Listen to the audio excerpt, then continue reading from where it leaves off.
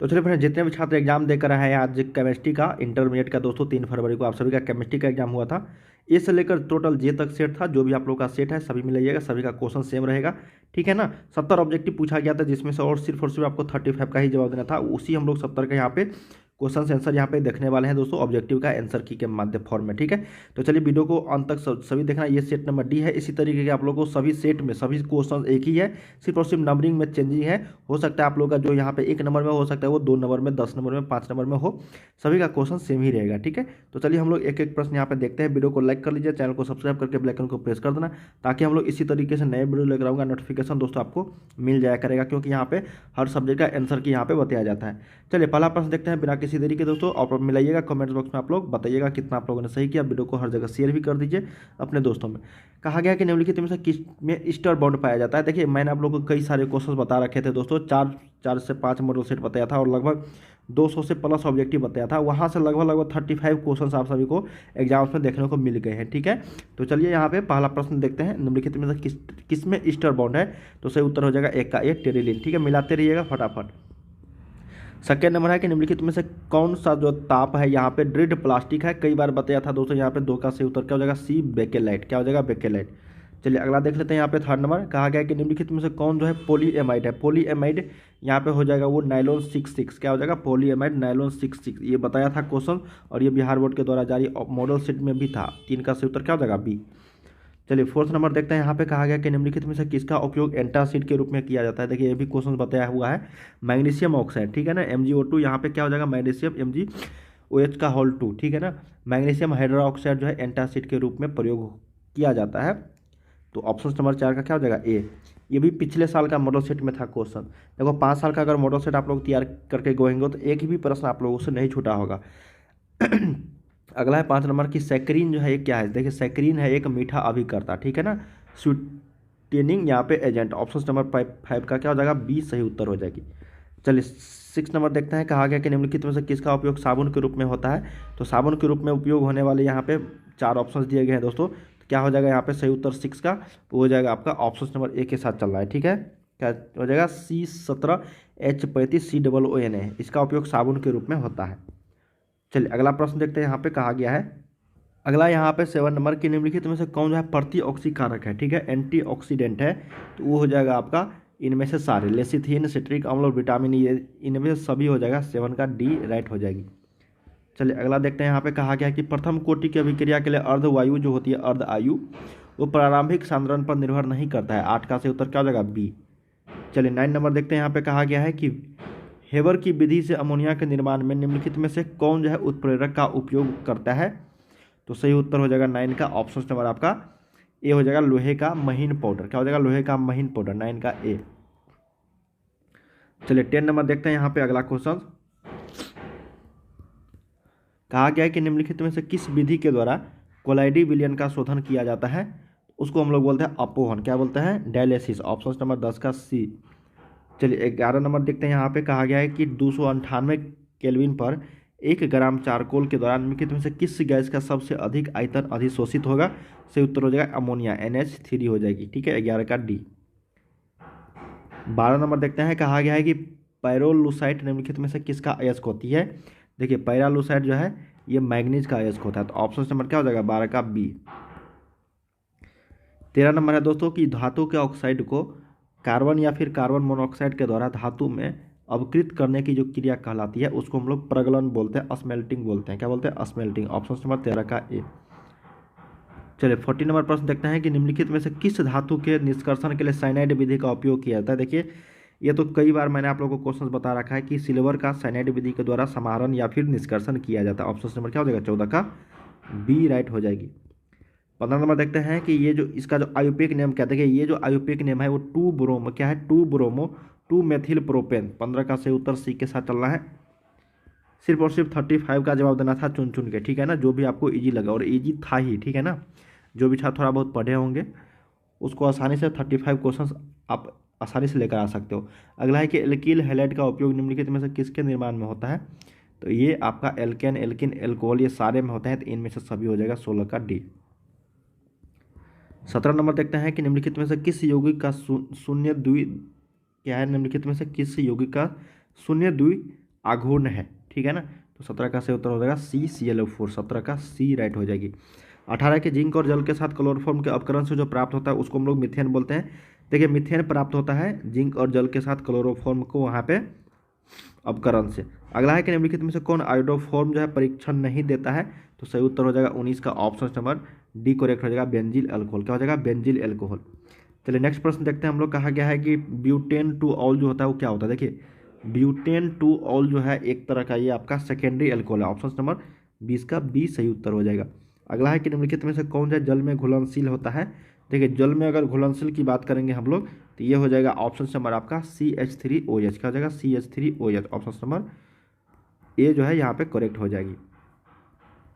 22 number है यहाँ पे कि एंजाइम जो होते हैं क्या होते हैं। देखिए एंजाइम एक तरह का प्रोटीन होता है, कई बार ये प्रश्न देखने को मिले होंगे।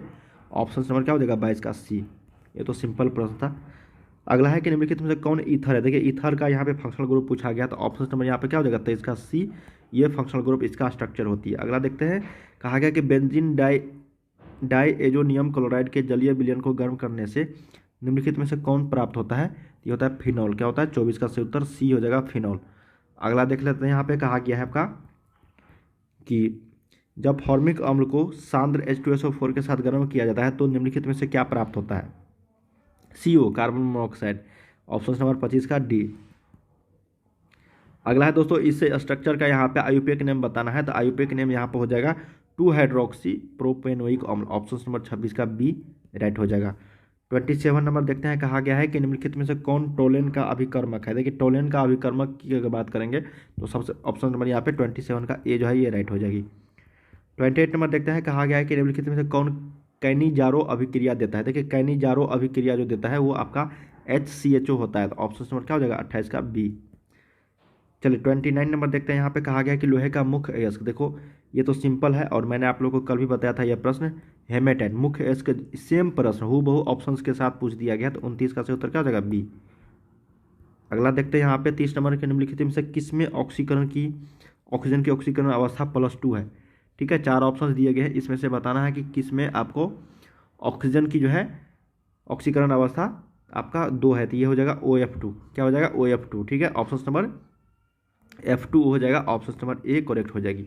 नेक्स्ट देख लेते हैं हम लोग, कहा गया है 31 नंबर कि निम्नलिखित में से कौन जो है रेडियो एक्टिव उत्कृष्ट गैस है। ये हो जाएगा radon, option number D correct हो जाएगी। अगला है कि निम्नलिखित में किस उत्कृष्ट गैस के द्वारा सबसे ज़्यादा यौगिक बनाया जाता है, वो होता है जेनॉन, ऑप्शन नंबर यहाँ पे 32 का डी करेक्ट हो गया। अगला है कि निम्नलिखित में कौन ध्रुवीय यौगिक है, ध्रुवीय है ना। देखिए पोलर जो कंपाउंड के बारे में यहाँ पे आप लोग पढ़े होंगे, तो पोलर कंपाउंड जो होता है वो आपका SO2 होता है, तो 33 का क्या हो जाएगा ए यहाँ पे राइट हो जाएगी। चलिए अगला देखते हैं 34 नंबर, कहा गया है आपका कि निम्नलिखित में से कौन प्रथम संक्रमण श्रेणी का सदस्य है। निकेल हो जाएगा 34 का ए। अगला है CU2। देखो ये क्वेश्चन सेम हूबहू पूछ दिया गया है, सही उत्तर हो जाएगा ऑप्शन नंबर 35 का सी राइट हो जाएगी। 36 है यहाँ पे क्रिस्टलीय तंत्र के। देखो number of crystal system is, ये भी क्वेश्चन बताया था 7 होता है, 36 का ए राइट हो जाएगी।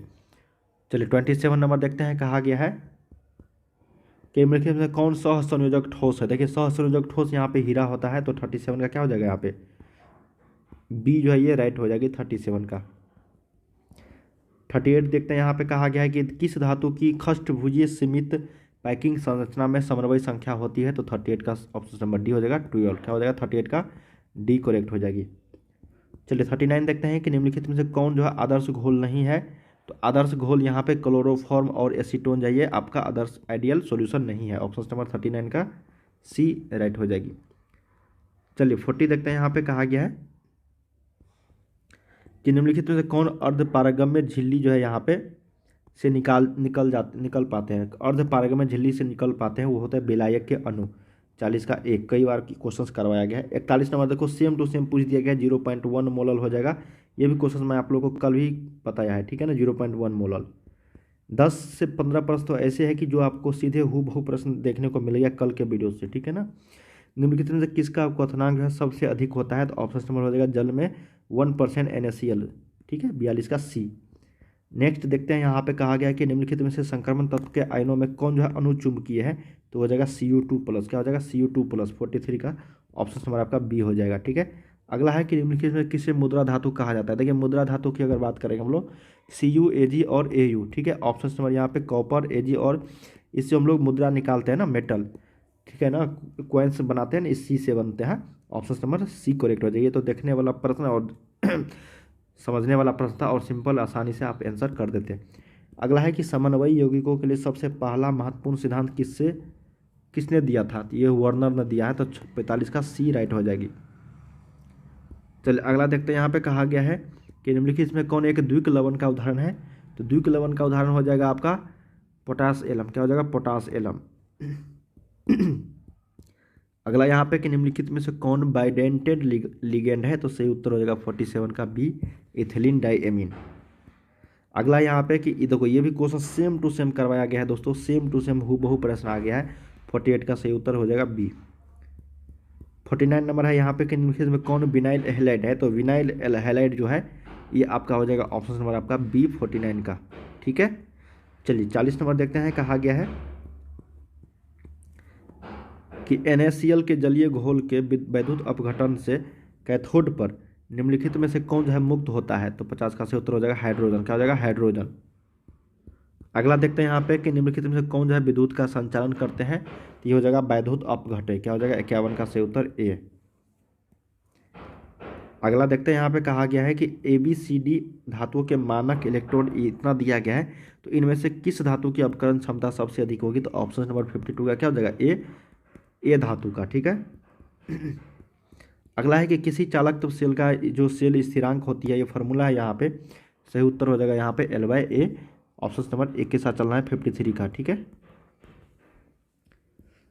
54 नंबर देखते हैं। कहा गया है, देखो ये भी प्रश्न कि ये अभिक्रिया दिया गया है कि दर को निम्नलिखित में किसके द्वारा व्यक्त किया जाता है। Option number A, B, C तीनों हो जाएगा, इनमें से सारे 54 का क्या हो जाएगा, डी। चलिए 55 देखते हैं कि एक रासायनिक अभिक्रिया के वेग समीकरण को निम्नलिखित रूप से निरूपित किया जाता है, ठीक है ना। तो यदि ये दिया गया वेग का मान यहाँ पे, यदि एक के साधारण को स्थिर रखकर बी का साधारण तिगुना कर दिया जाए, तब जो वेग होगा यहाँ पे वो नौगुना हो जाएगा। क्या हो जाएगा, नौगुना। ऑप्शन नंबर 55 का डी राइट हो जाएगी। नेक्स्ट देखते हैं। यहाँ पे कहा गया कि किसी रासायनिक अभिक्रिया का वेग स्थिरांक निम्नलिखित में किस पर निर्भर करता है। आंख बंद करके यहाँ पे 56 का ए लगा देते, सही हो जाता, ताप।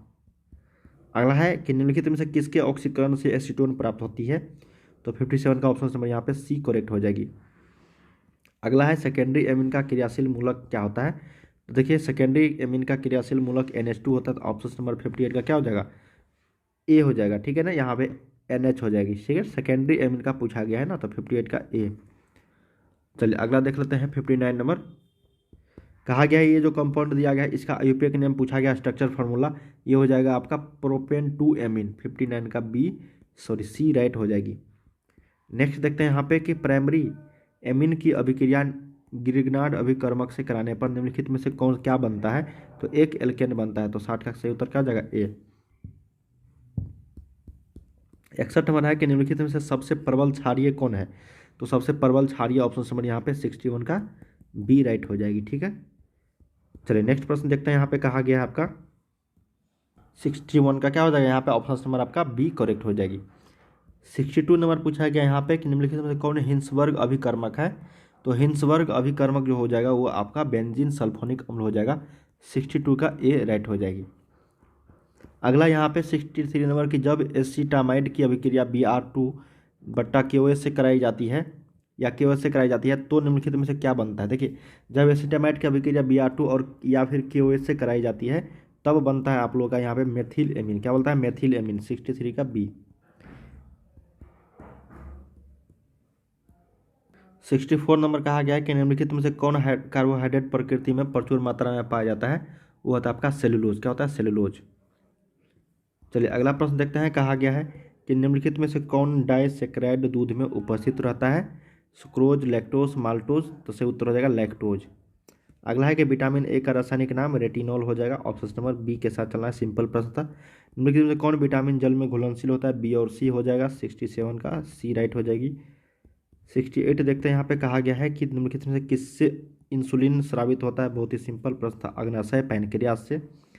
69 है कि विटामिन ई की कमी से कौन सा रोग होता है। तो ये होता है जनन क्षमता की कमी।